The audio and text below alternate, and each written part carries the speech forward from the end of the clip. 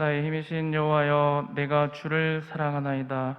여호와는 나의 반석이시요 나의 요새이시요 나를 건지시는 이시요 나의 하나님이시요 내가 그 안에 피할 나의 바위시요 나의 방패시요 나의 구원의 뿌리시요 나의 산성이시로다.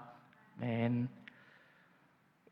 사랑과 내가 풍성하신 하나님 아버지, 오늘도 주의 귀한 날 우리에게 허락해 주시고 이 시간 주님 앞에 모여 함께 예배드리게 하심을 감사합니다.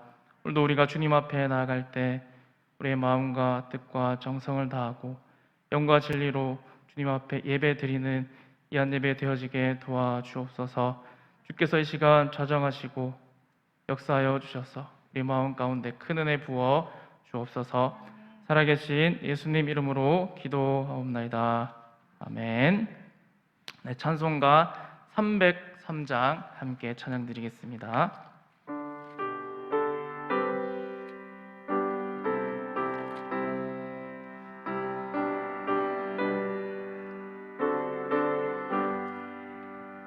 날 위하여 십자가에 중한 고통 받으사 대신 죽은 주 예수의 사랑하신 은혜여, 보배로운 피를 흘려 영영 죽을 죄에서 구속함을 받은 우리 어찌 찬양 안 할까. 예수 안에 있는 우리 한량없이 즐겁고 주 성령의 위로함이 마음속에 차도다. 천국 음악 소리 같은 은혜로운 그 말씀 끊임없이 듣는 우리 어찌 찬양 안 할까. 이 세상에 모진 풍파 쉬지 않고 불어도 주님 안에 보호받는 우리 마음 편하다.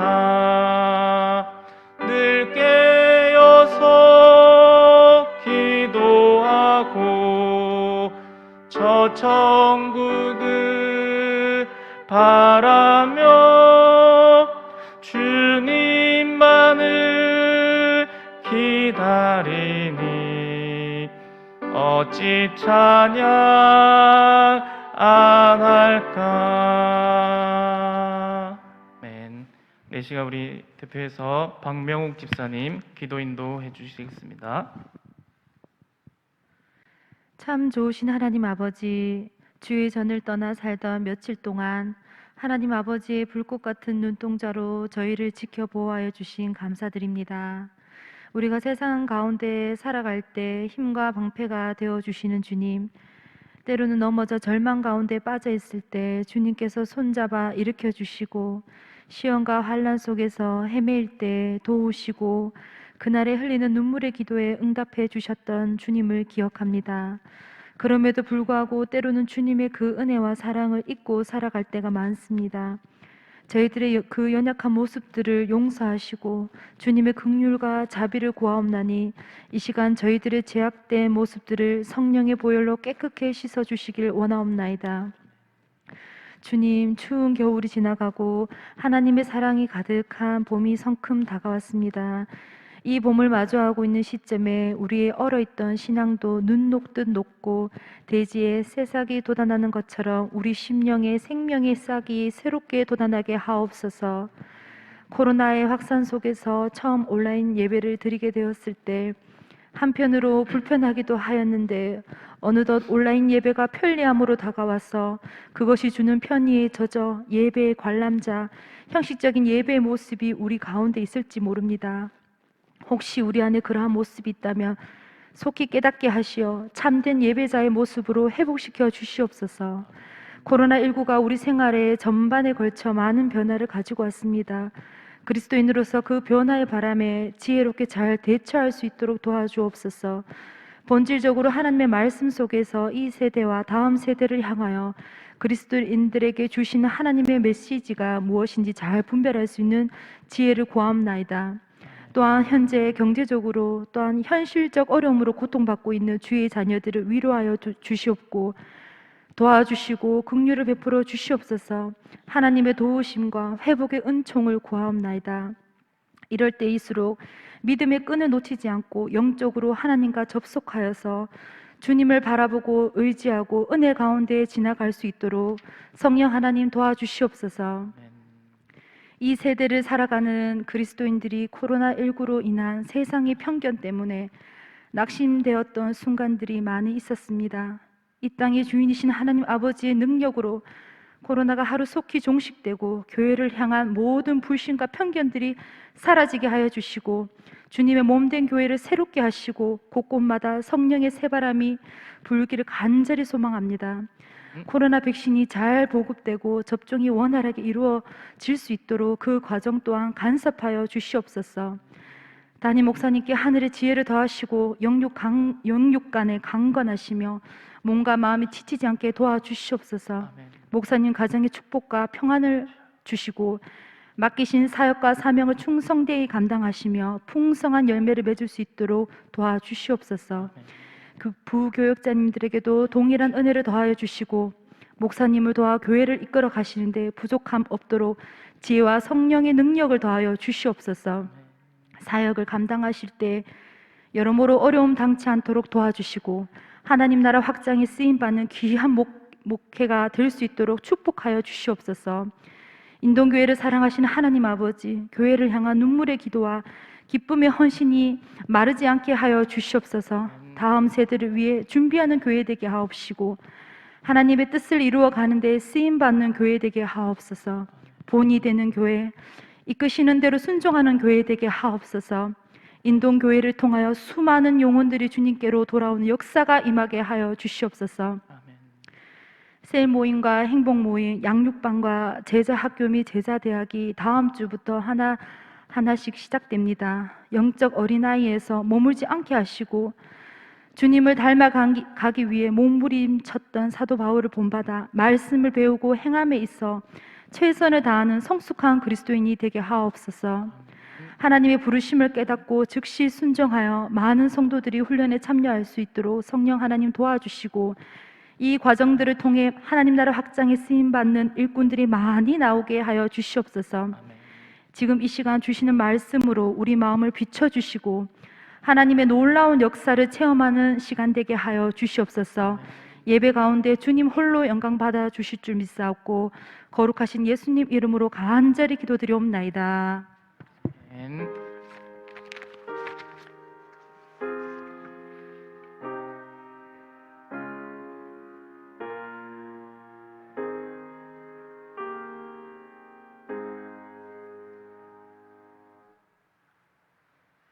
네, 이 시간 우리 함께 찾아보실 하나님 말씀은 신약성경 마가복음 1장 1절에서 8절 말씀입니다. 신약성경 53페이지에 있습니다. 마가복음 1장 1절에서 8절 말씀입니다. 네, 다 찾으신 줄 알고 이 시간 함께 한 목소리로 합독하도록 하겠습니다. 하나님의 아들 예수 그리스도의 복음의 시작이라. 선지자 이사야의 글에 보라, 내가 내 사자를 내 앞에 보내노니 그가 내 길을 준비하리라. 광야에 외치는 자의 소리가 있어 이르되 너희는 주의 길을 준비하라. 그의 오실 길을 곧게 하라.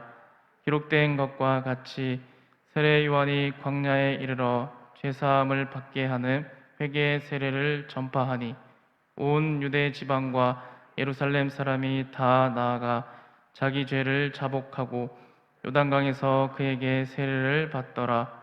요한은 낙타털 옷을 입고 허리에 가죽띠를 띠고 메뚜기와 석청을 먹더라. 그가 전파하여 이르되 나보다 능력 많으신 이가 내 뒤에 오시나니 나는 굽혀 그의 신발끈을 풀기도 감당하지 못하겠노라. 나는 너희에게 물로 세례를 베풀었거니와 그는 너희에게 성령으로 세례를 베푸시리라. 아멘. 복음이라는 단어는 우리 그리스도인들에게는 너무나 친숙한 단어입니다. 복음은 한자 그대로 풀어서 말하면 복된 소리라는 뜻입니다. 복이 있는 소식, 기쁜 소식이라고도 그렇게 말할 수가 있습니다. 많은 교회에서 또 복음에 대해서 또 어떤 학자들이 이것이 복음의 정의다라고 말하는 여러 가지 의견들이 많습니다. 예를 들면 예수천당, 불신지옥, 이것이 복음이다 라는 사람들도 있고 성경 전체가 복음이다 라고 말하는 의견도 있습니다.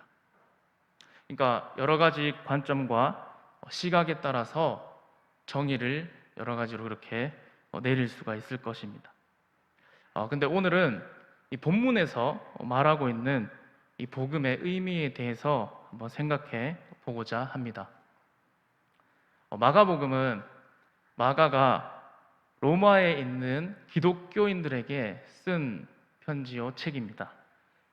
마가가 이 책을 썼던 당시의 배경은 그 로마 제국이 온 유럽을 제패하고 있었던 때였습니다. 이 마가복음이 쓰여진 그 시기를 학자들은 보통 AD 68년에서 69년 정도로 추정하고 있습니다.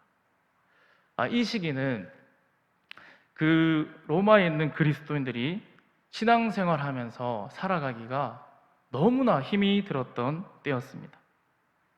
우리가 잘 아는 그 로마의 네로 황제, 그 네로 황제가 로마에 아주 큰 불이 났는데 그 범인으로 기독교인들에게 누명을 씌우고 기독교인들을 잡아다가 죽이고 핍박하던 그런 때였습니다.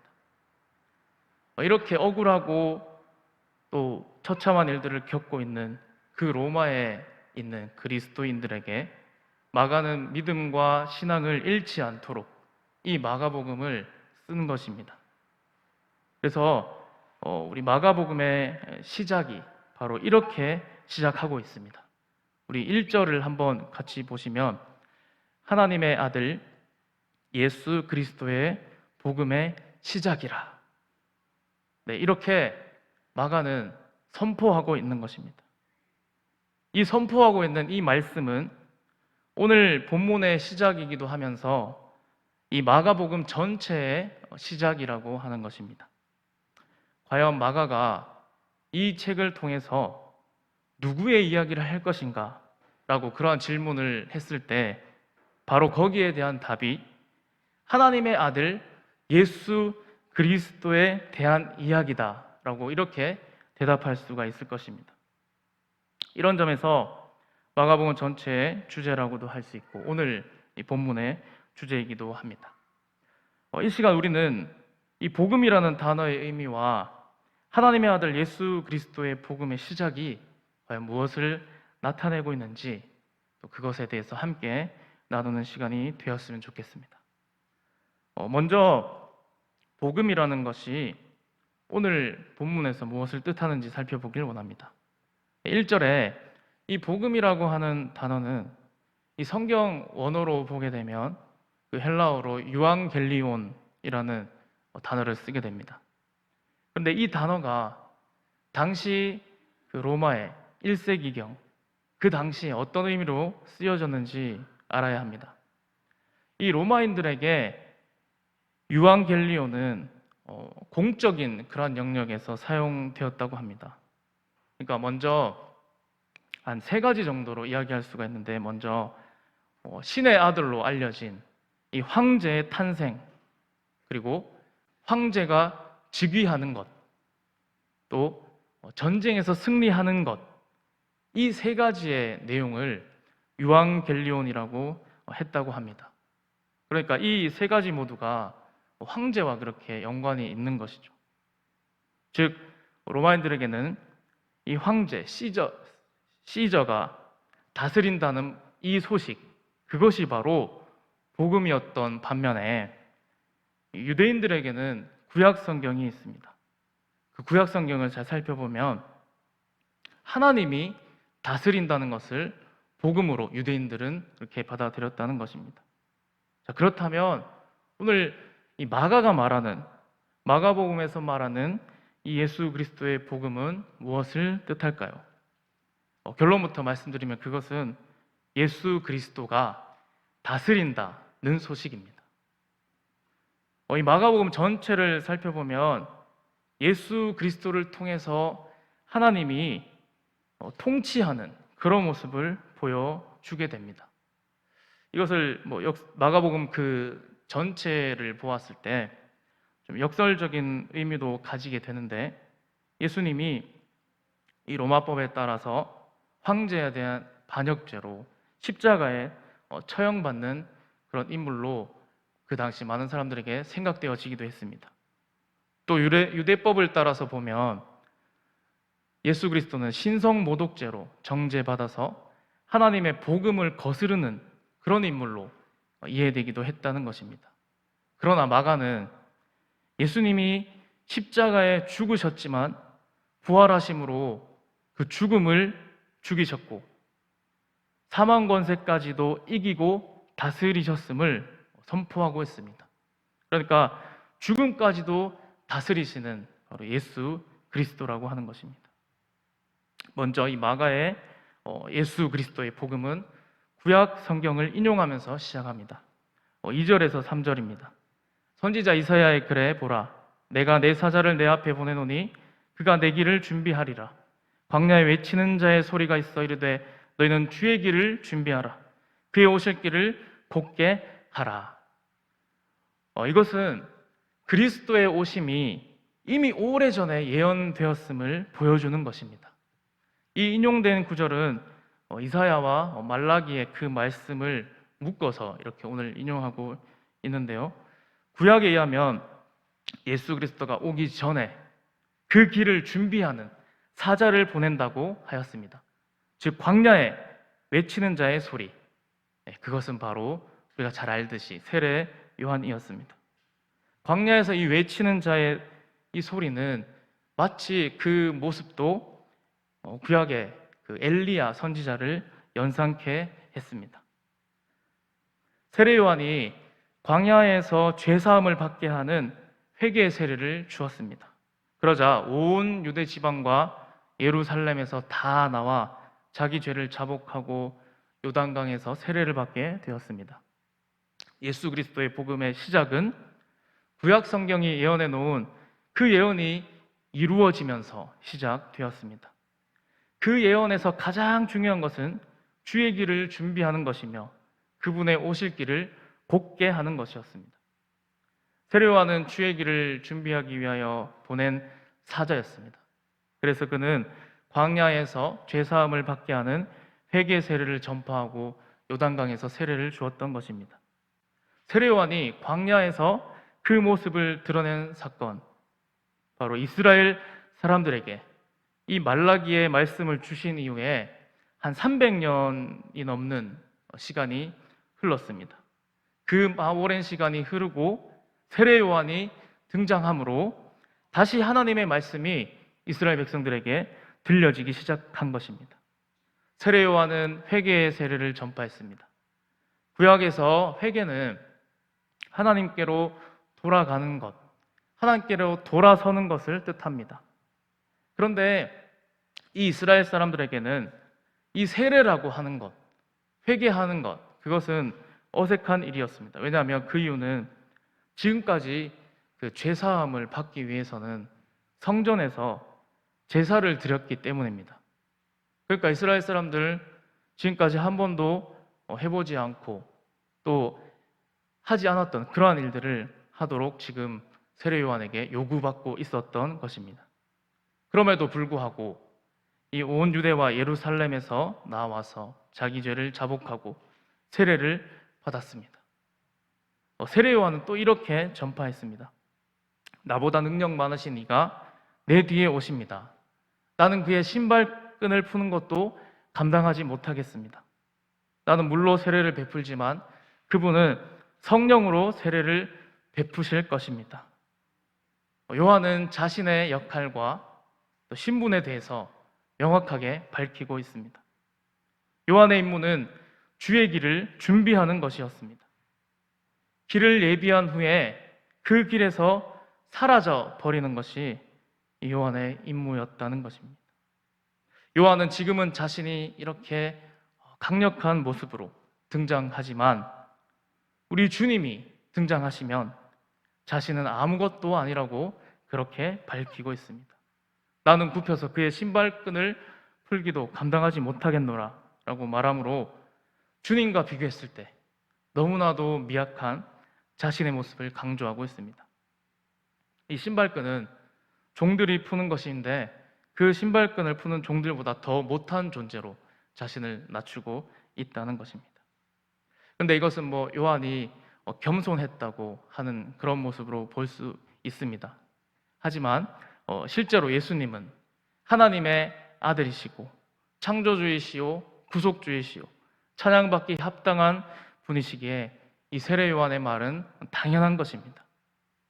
8절에서 나는 너희에게 물로 세례를 베풀었지만 그는 성령으로 세례를 주실 것이라고 말하고 있습니다. 요한은 자신의 그 사역이 예비적이고 또 상징적이고 일시적인 것임을 분명히 말하였습니다.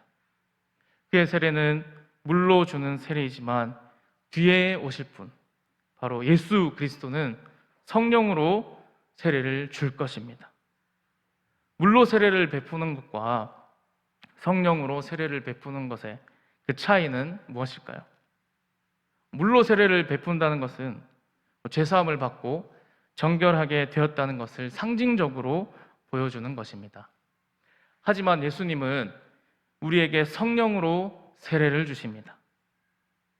성령으로 세례를 베푸신다는 것은 우리가 성령의 인침을 받게 되고 하나님의 자녀로 확정되게 된다는 그런 의미입니다. 여러분, 그리스도의 복음은 이미 시작되었습니다. 지금으로부터 약 2000년 전 이 땅에 오셔서 구원 사역을 완성시키신 예수 그리스도의 복음의 시작은 하나님의 섭리와 하나님의 계획 가운데 있었습니다. 하나님은 에덴 동산에서 하나님의 형상대로 지으신 이 아담과 하와가 타락하자 우리의 구원을 계획하셨습니다. 창세기 3장 15절에 내가 너로 여자와 원수가 되게 하고 내 후손도 여자의 후손과 원수가 되게 하리니 여자의 후손은 내 머리를 상하게 할 것이요 너는 그의 발꿈치를 상하게 할 것이니라 하시고 라고 말씀하고 있습니다. 여기 이 여자의 후손이 바로 메시아 되신 예수 그리스도이십니다. 뱀이 아무리 예수님을 해하려고 해도 그분의 발꿈치밖에 상하게 하지 못합니다. 하지만 예수님은 이 사단의 머리를 깨어버릴 것임을 우리에게 약속하신 그런 말씀입니다. 이 하나님의 약속의 말씀은 그 구약 성경을 통하여 계속하여 이어졌고 광야에 외치는 자의 소리가 있고 주의 길을 준비한다는 그런 말씀으로 이어졌습니다. 하나님의 아들 예수 그리스도의 복음의 시작은 이 선지자 이사야의 글로부터 시작했습니다. 주의 길을 준비하고 예비하는 사자를 보내는데 그가 요한이며 그가 죄사함을 받게 하는 회개 세례를 전파할 때 온 유대 지방과 예루살렘 사람들이 나와서 요단강에서 세례를 받지만 진정으로 우리를 변화시키는 것은 바로 성령으로 세례를 베푸실 분, 바로 예수 그리스도이십니다. 네, 여러분, 이제 우리 말씀을 마무리하길 원합니다.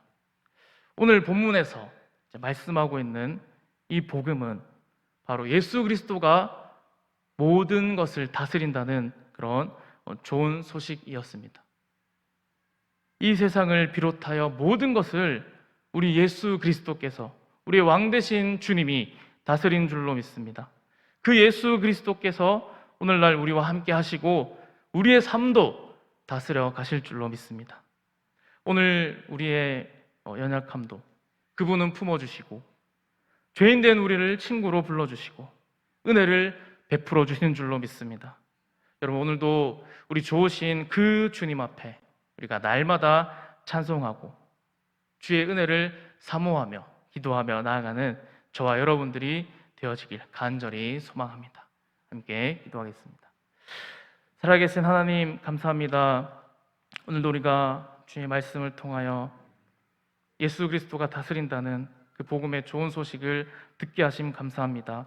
주님께서 이 온 세상을 다스리는 것처럼 우리도 다스리시고 우리 모든 것을 다스리시는 주님의 은혜를 이 시간 갈망하며 오늘도 주님 앞에 나아가는 우리 모두가 되어지길 소망합니다. 예수 그리스도의 이름으로 기도드리옵나이다. 아멘. 네, 찬송가 305장 함께 찬양하겠습니다.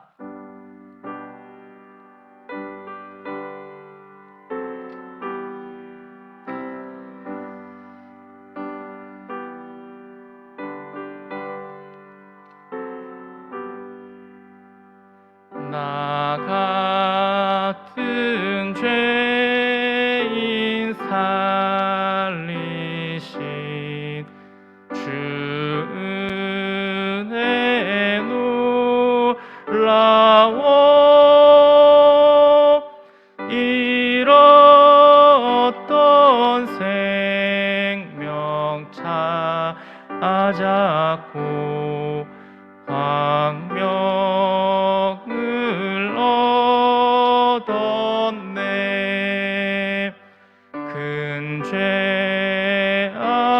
죄악에서 건지신 주 은혜 고마워.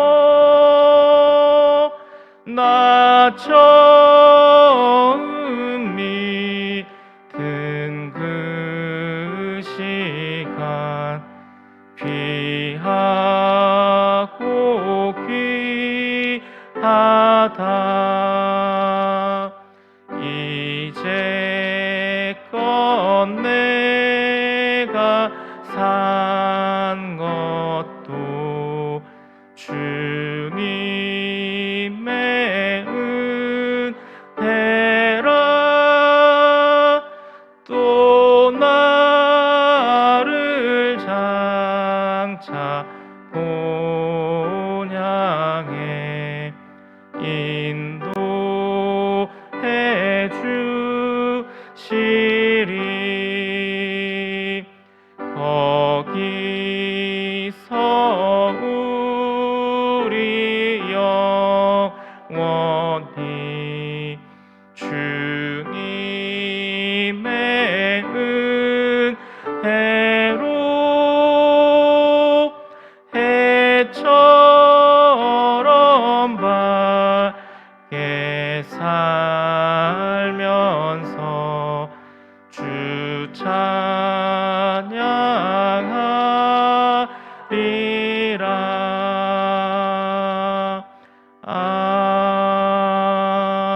아멘. 네, 교회 소식 전해드리겠습니다. 이번 주 3부 예배 후에 정기당회 있습니다. 주일 3부 예배 기도는 윤치원 집사님이십니다. 교회 요람이 발간되었습니다. 셀별로 확인하시고 가정당 한 부씩 가져가시기 바랍니다. 3월 3일 수요일부터 6월 2일 수요일까지 14주간 23기 양육반이 진행됩니다. 대상은 새가족반 수료자와 또 훈련을 원하는 모든 성도님이십니다. 잘 준비하셔서 훈련 가운데 은혜가 있길 바라겠습니다. 나머지 광고는 주보를 참조하시거나 또 홈페이지를 참고해 주시기 바랍니다. 네, 그럼 우리 주기도로 예배 마치도록 하겠습니다. 하늘에 계신 우리 아버지여, 이름이 거룩히 여김을 받으시오며 나라의 임하옵시며 뜻이 하늘에서 이룬 것 같이 땅에서도 이루어지이다. 오늘날 우리에게 일용할 양식을 주옵시고 우리가 우리에게 죄 지은 자를 사하여 준 것 같이 우리 죄를 사하여 주옵시고 우리를 시험에 들게 하지 마옵시고 다만 악에서 구하옵소서. 대개의 나라와 권세와 영광이 아버지께 영원히 있사옵나이다. 아멘.